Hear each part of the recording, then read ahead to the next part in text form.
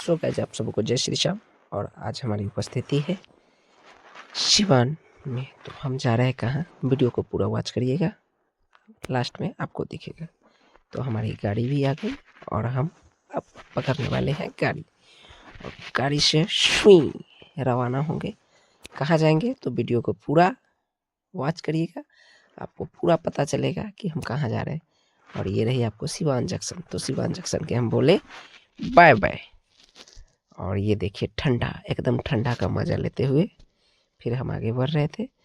और आपको दिख गया होगा कि हम कहाँ जाने वाले। तो ये रही आपको सामने थावे जंक्शन। तो थावे की धरती पर हम उतर के सबसे पहले हम थावे की धरती को अपने सर से लगाए और चूमे।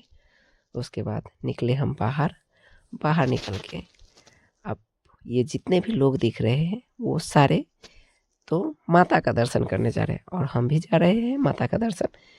ऑटो लिए, ऑटो वाले अंकल भी बड़ी मस्त आदमी थे, एकदम हमें सेफ्टी के साथ पहुंचा दिए स्वर्ग के द्वार के गेट पे। और माता से मिलने की खुशी इतनी थी कि हम एकदम रफ्तार में बढ़े जा रहे थे। और ये दो आंटी को भी देखिए कितनी रफ्तार में जा रहे हैं। और ऐसे धीरे धीरे करके हम पहुंच गए प्रसाद की बाजार में, माँ के दरबार के करीब। प्रसाद की चर्चा की।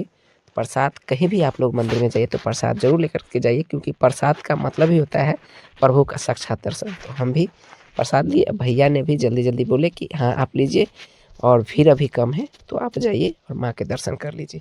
भैया ने प्रसाद को पैक किए और फिर बांध दिए और हमें दे दिए चुनरी से ढक करके और माला लगा करके। तो फाइनली मेरी प्रसाद रेडी हो गई और अब हम चले आप लोग को माता का दर्शन कराने। तो आप लोग वीडियो में बने रहिएगा।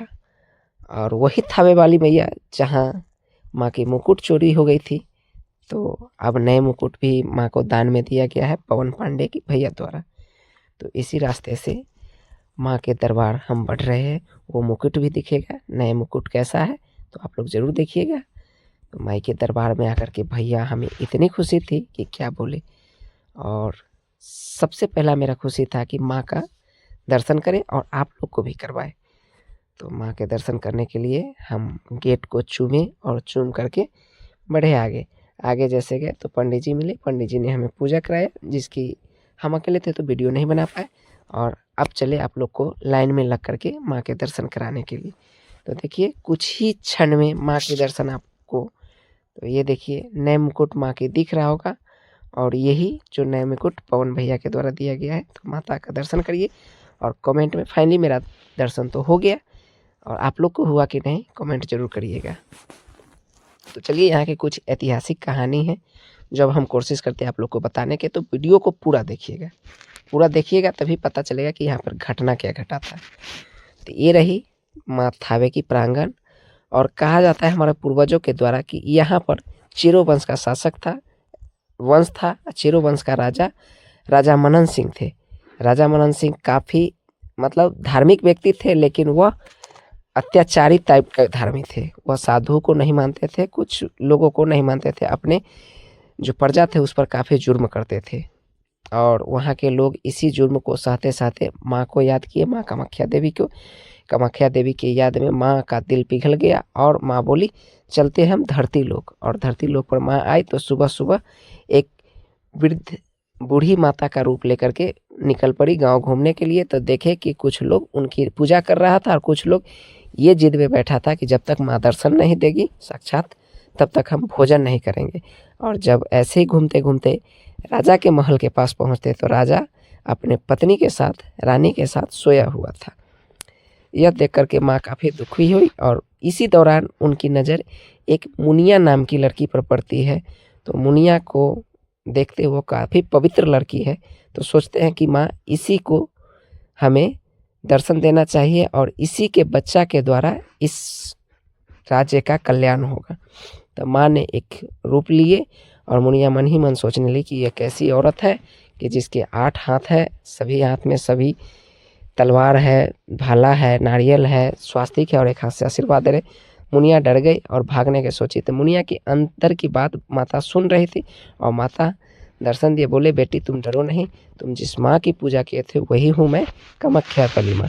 इतना बात सुनते ही मुनिया ने माँ को प्रणाम किया और मुनिया को सारी बात माता ने बताई कि तुम्हारी कोख से एक बच्चा पैदा लेगा जो इस राज्य का कल्याण करेगा। मुनिया डर गई, माँ ये तो हम पर बहुत बड़ा पाप लगेगा, हमें समाज में लोग जीने नहीं देंगे, राजा तो हमें मरवा देगा।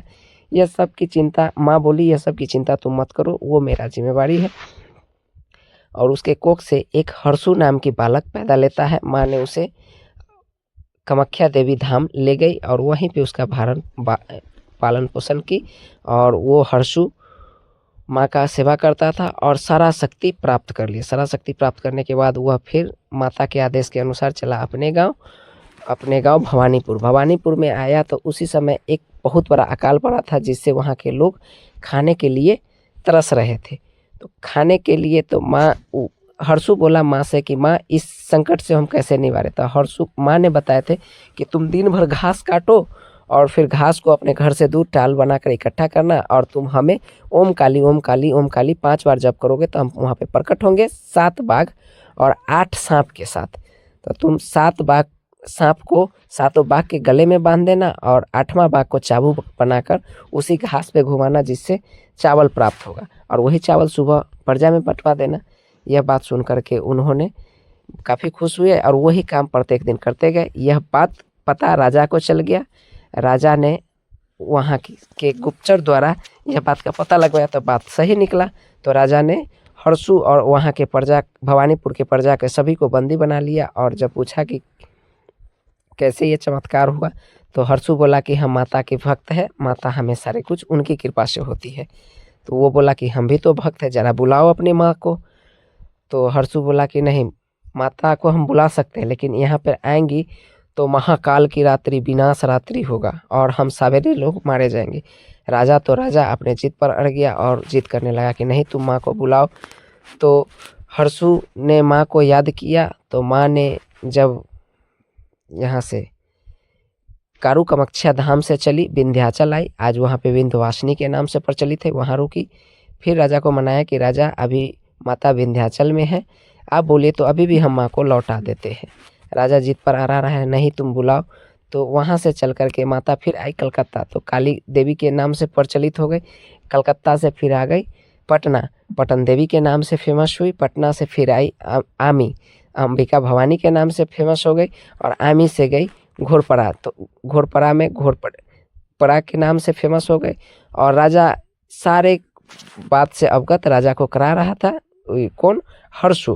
तो हर्षु बोले अभी भी समय है प्रभु। तो आखिर में राजा अपने जिद पर अड़ा रहा और वह जो विनाशकारी रात थी, तो हर्षु ने अंत में माँ को बुला लिया और माँ आई, प्रकट हुई। और प्रकट होने के बाद राजा के महल पे बर्फ का भारी आंधी तूफान काफ़ी ज़्यादा आया और राजा को बद्ध माँ ने कर दिया। और फिर जाकर के राजा के सिंहासन पर माँ बैठ गई। तब से वहाँ पर सिंहवासिनी के नाम से फेमस हुई माँ थावे वाली में। तो इसी तरह वहाँ पर राजा का अंत हुआ, पापी राजा का, और माँ वो भक्त हर्षु का आज भी यह साक्ष्य देखने को मिलेगा कि हर्षु का साक्ष्य आज भी देखने को मिला। हर्षु का वहाँ पर आज भी मंदिर बनाया गया है। तब जाकर के हम बंदर को प्रसाद खिलाए और फिर हम बाहर निकले। बाहर निकलने के बाद फाइनली हम आप लोग को ये कहानी बताएं।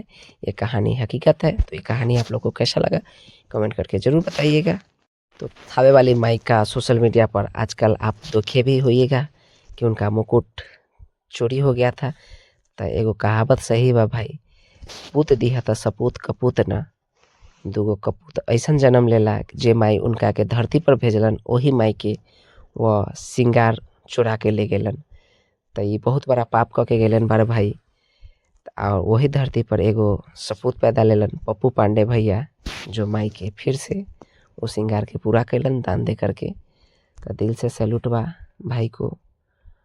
तो ये वीडियो कैसा लगा आप लोग कमेंट करके ज़रूर बताइएगा। एक नज़र फिर से पूरे मंदिर की ओर हम आप लोग को दिखाने की कोशिश करते हैं। और मंदिर परिसर देखिए काफ़ी स्वच्छता का ध्यान दिया गया है।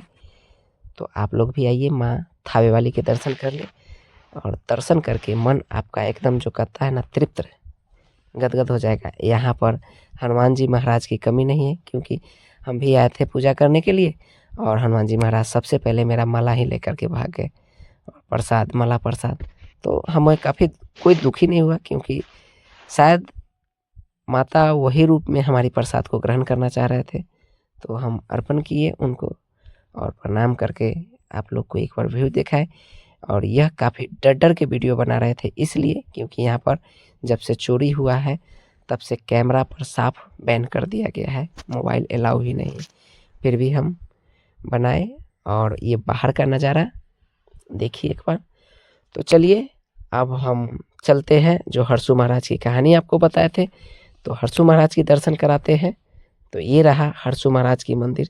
देखिए कितना बड़ा मंदिर है और काफ़ी खूबसूरत मंदिर अभी नया देखने में, क्योंकि मंदिर का विस्तार अभी बढ़ते जा रहा है। तो यहाँ पर भी लोग धागा बांधते हैं अपना मन्नत मांगने के लिए, और धागा बांध करके हम आ गए हरसू महाराज की दर्शन करने। तो ये देखिए सामने हरसू महाराज की बहुत ही खूबसूरत सा एक चमकता हुआ, जैसे कि उनका लीलार सूरज के भांति चमक रहा है, तो ये प्रतिमा मूर्ति बनाया गया है। तो धीरे धीरे करके हम बाबा के दर्शन किए, हरसू महाराज बाबा जो काफ़ी ही भक्तमय व्यक्ति थे, माँ इनसे काफ़ी प्रसन्न हुई थी। तो इनका हम भी आए, इनको प्रसाद अर्पण किए, पूजा किए, प्रणाम किए, प्रणाम करके आगे बढ़े जैसे ही, तो वो 7 बाघ की कहानी, जिसके पैर से चावल गिरता था, वह चावल सिर्फ और सिर्फ भगवान लोग के पास होता था। तो वही चावल हरसू महाराज अपने भवानीपुर के लोगों को दान देते, सुबह सुबह खाने के लिए देते थे, जब तक उनको कोई नया जो अनाज बोए थे वो ना आ गया तब तक। और ये प्रसाद पंडित जी हमें भी दिए, पंडित जी को भी हम प्रणाम किए और पंडित जी हमें आशीर्वाद दिए। आशीर्वाद लेकर के हम आगे बढ़े और आगे बढ़ के ये पंडित जी का दर्शन, फिर हमें भूख लगा हुआ था तो हम चले गए होटल। होटल पर पहुंचने के बाद ये देखिए कितना सुंदर सादा थाली, पूरी, कचौड़ी, दाल। तो हम सोचे एक बार खा करके इसको टेस्ट किया जाता है कैसा है खाना। देखने में तो काफ़ी सुंदर लग रहा था और खाए भी तो बहुत अच्छा। तो आप लोग भी आइए और माता का दर्शन करिए। तो ये दर्शन हम तो कर लिए, आप लोग को भी कराए, और यह दर्शन करके आप लोग को कैसा लगा कमेंट करके ज़रूर बताइएगा। और हाँ, एक बात आप लोग से पूछना चाहते हैं कि अगर जो शक्तिपीठ है तो उसकी दर्शन आप लोग करना चाहते हैं तो कमेंट जरूर करिएगा। तब तक के लिए जय हिंद, जय भारत।